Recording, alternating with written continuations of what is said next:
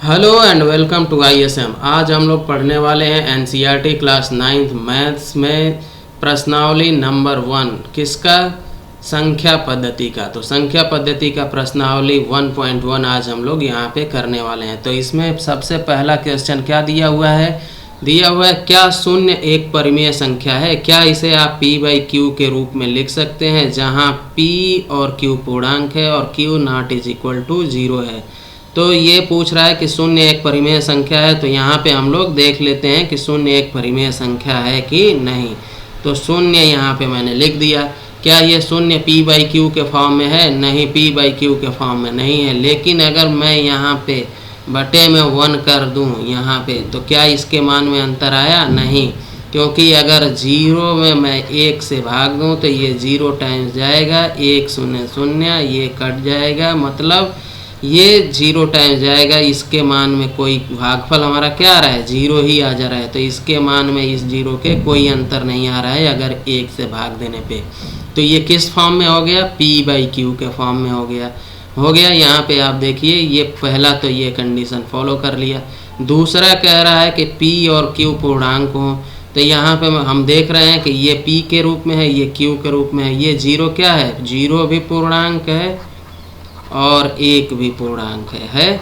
तो ये दूसरा कंडीशन भी फॉलो कर लिया कि हाँ ये पूर्णांक है। अब तीसरा कह रहा है कि q not is equal to 0। तो q यहाँ q के जगह पे 1 है, ये 0 तो है नहीं, ये तो 1 है। तो ये कह सकते हैं कि शून्य क्या है? एक परिमेय संख्या है, एक परिमेय संख्या है। ठीक है, और आगे हम यहाँ पे लगा सकते हैं कि शून्य को 0/1 लिख सकते हैं, जहाँ 0 और 1 क्या है? पूर्णांक है। 0 और 1 पूर्णांक है और 1 जो है नॉट इज इक्वल टू 0 है। ठीक, तो ये आप लिख सकते हैं अपने आंसर में। तो उम्मीद है आप लोगों के समझ में आ गया। अब यहाँ पे दूसरा देख लेते हैं। दूसरा है 3 और 4 के बीच में 6 परिमेय संख्याएं ज्ञात कीजिए। तो 6 परिमेय संख्याएं आपको ज्ञात करनी है। किसके बीच? 3 और 4 के बीच। 3 और 4 के बीच में 6 परिमेय संख्याएं। तो मैंने 2 तरीके बताए थे आपको। अगर किसी संख्या के बीच में 2 संख्या दी हुई हैं और उनके बीच में ये 2 संख्याएं हैं 3 और 4, अगर इनके बीच में परिमेय संख्याएं ज्ञात करनी है, परिमेय संख्याएं ज्ञात करनी है, तो एक पहला तरीका ये था कि दोनों संख्याओं को जोड़ देते हैं। तो 3 और 4 को जोड़ेंगे और जितनी संख्याएं हैं, 1 और 2 संख्याएं हैं, तो 2 से भाग दे देंगे। तो ये क्या आएगा? 7/2 आ जाएगा। ये 4 और 3 के बीचों बीच की संख्या हो जाएगी। अब इसके बाद 7/2 और 3 के बीचों बीच की संख्या हम ज्ञात कर लेंगे। उसके बाद 7/2 और 4 के बीचों बीच की संख्या ज्ञात। ऐसे ये करते करते 6 परिमेय संख्याएं ज्ञात कर लेंगे। ये पहला तरीका था। कौन सा तरीका था? पहला तरीका पिछले वीडियो में मैंने बताया है। और दूसरा तरीका क्या था? दूसरा तरीका ये था, मैंने बताया था कि अगर हर दोनों का समान हो, हर दोनों का समान हो, 2 संख्याएं जो दी हुई हैं उनके बीच की जो संख्या ज्ञात, 2 संख्याओं का अगर हर समान हो, तो यहाँ पे 3 को 3/1 हम लिख सकते हैं और 4 को 4/1 लिख सकते हैं। क्या इसके मान में अंतर आया? नहीं, ये 3 ही रहा और ये 4 ही रहा। यहाँ पे दोनों का हर क्या हो गया? समान हो गया। यहाँ 1 हो गया और यहाँ भी 1 हो गया। तो अगर दोनों का हर समान हो तो जितनी परिमेय संख्याएं ज्ञात करनी है, कितनी परिमेय संख्या? 6 परिमेय संख्या हमें ज्ञात करनी है। तो इस 6 में +1 कर देते हैं। तो 6 + 1 क्या हो जाएगा? 7 हो जाएगा। अब इस 7 से ये जो 2 संख्याएं दी हुई हैं 3 और 4, यहाँ पे 3/1 हो गई है और यहाँ पे 4/1 हो गई है। तो यहाँ पे ऊपर और नीचे 7 से, इस 7 से मल्टीप्लाई कर देते हैं। ठीक है, तो यहाँ पे 3 × 7 हो गया, यहाँ 1 × 7 हो गया। अभी भी इसके मान में कोई अंतर नहीं आ रहा है, क्योंकि ऊपर नीचे का ये कट के ये 3 ही हो जाएगा। ठीक है, अब यहाँ भी 7 से ऊपर और नीचे मल्टीप्लाई कर देते हैं। ठीक, तो ये क्या बन जाएगा? 3 × 7 = 21 बटे ये 7 × 1 = 7, 7 × 1 = 7। ठीक है, और ये क्या बन जाएगा? 4 × 7 = 28 बटे में ये 7। ठीक है, अब इसके बीच में 6 परिमेय संख्याएं हम लिखेंगे। तो 21 के आगे वाला क्या संख्या है? 22 बटे में ये जो हर होता है, हर वही लिखते हैं। ठीक है, यहाँ पे 22 के आगे 23, 23/7, यहाँ पे 23 के आगे 24/7, यहाँ 24 के आगे 25/7, यहाँ पे 26/7 और यहाँ पे 27/7 और ये अगला 28/7 हो ही गया। तो ये कितनी परिमेय संख्याएं हैं? 1 2 3 4 5 6 परिमेय संख्याएं हमने ज्ञात कर ली। अब हम देख रहे हैं कि यहाँ 21/7 हो गया है और यहाँ 28/7 हो गया है। हमें ज्ञात क्या करना है? 3 और 4 के बीच। तो इसका सरलीकरण करेंगे, सरल करेंगे। तो 7 तिरिके 21, ये 3 आ गया।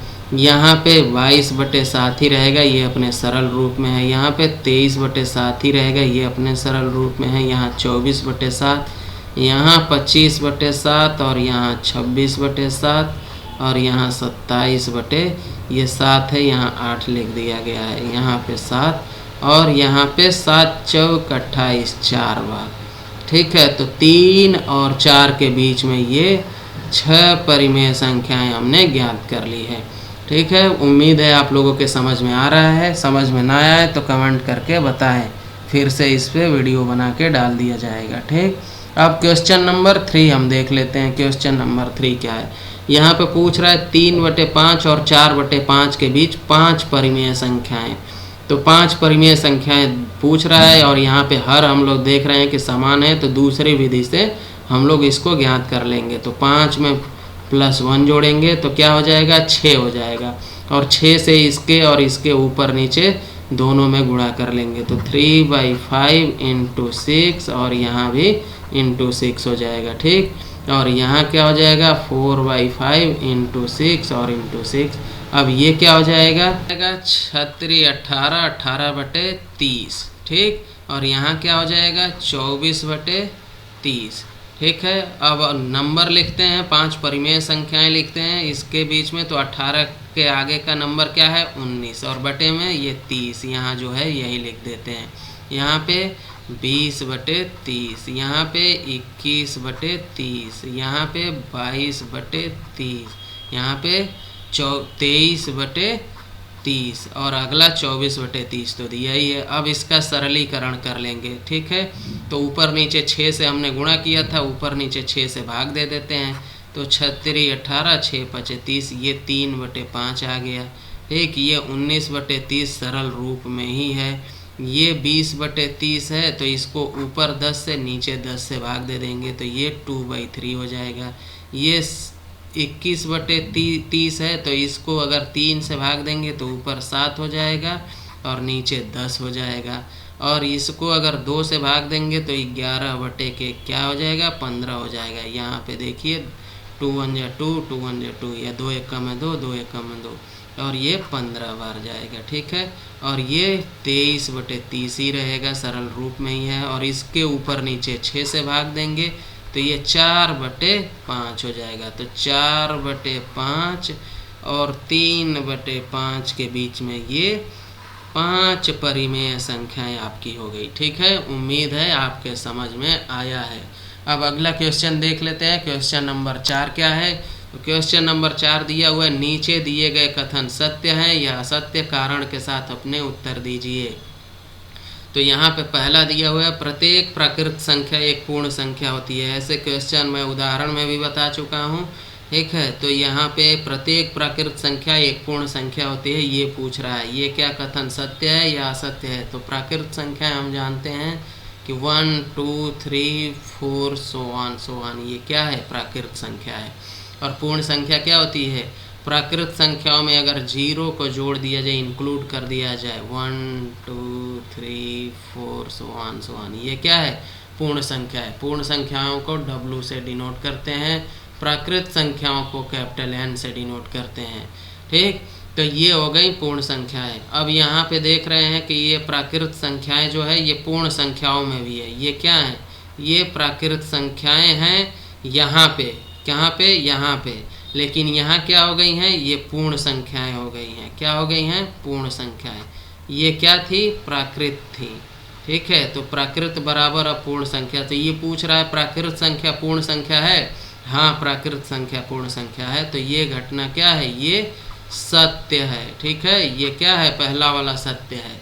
अब क्या दूसरा पूछ रहा है, प्रत्येक पूर्णांक एक पूर्ण संख्या है। तो पूर्णांक क्या होते हैं, पूर्णांक 0, 1, 2, 3 सो ऑन इनफाइनाइट, इधर -1, -2, -3 सो ऑन इनफाइनाइट इधर। तो ये कह रहा है प्रत्येक पूर्णांक एक पूर्ण संख्या है। पूर्ण संख्याएं क्या होती हैं, यहाँ पे पूर्ण संख्या 0, 1, 2, 3 मैंने बताया। ये क्या है, ये पूर्ण संख्या है, ये पूर्ण संख्या है। तो ये क्या है, ये पूर्णांक है, ये पूर्ण संख्याएं नहीं है। तो प्रत्येक पूर्णांक हम देख रहे हैं कि पूर्ण संख्या नहीं है। क्यों, क्योंकि ये -1, -2, -3 ये क्या है, पूर्णांक है, पूर्ण संख्याएं नहीं है। तो ये क्या है, ये असत्य है, ये असत्य है। क्यों, क्योंकि -1, -2, -3 ये क्या है, ये पूर्ण संख्याएं नहीं हैं। तो पूर्ण संख्या 0, 1, 2 केवल यही पूर्ण संख्या है, बाकी ये बच जा रही हैं पूर्णांक में। तो ये पूर्ण संख्याएं नहीं हैं, ठीक। इसलिए प्रत्येक पूर्णांक क्या है, एक पूर्ण संख्या नहीं है, ठीक। अब अगला ये तीसरा क्वेश्चन देखते हैं। यहाँ पे दे रहा है प्रत्येक परिमेय संख्या एक पूर्ण संख्या होती है। क्या प्रत्येक परिमेय संख्या एक पूर्ण संख्या होती है, नहीं, ये असत्य घटना है। क्यों असत्य है, क्योंकि अगर मैं कहूँ 2/3 क्या ये पूर्ण संख्या है, नहीं, ये पूर्ण संख्या नहीं है। यहाँ पे पूर्ण संख्या मैंने दिया है, पूर्ण संख्याएं क्या होती हैं, ये होती हैं, ठीक है। लेकिन 2/3 क्या है, परिमेय संख्या है, पूर्ण संख्या नहीं है, इसलिए ये क्या है, असत्य घटना है। तो उम्मीद है आप लोगों के समझ में आया है। अगर वीडियो समझ में आ रहा है तो लाइक करें, शेयर करें, सब्सक्राइब करें, और ना पसंद आ रहा हो तो कमेंट करके बताएं। Thanks for watching.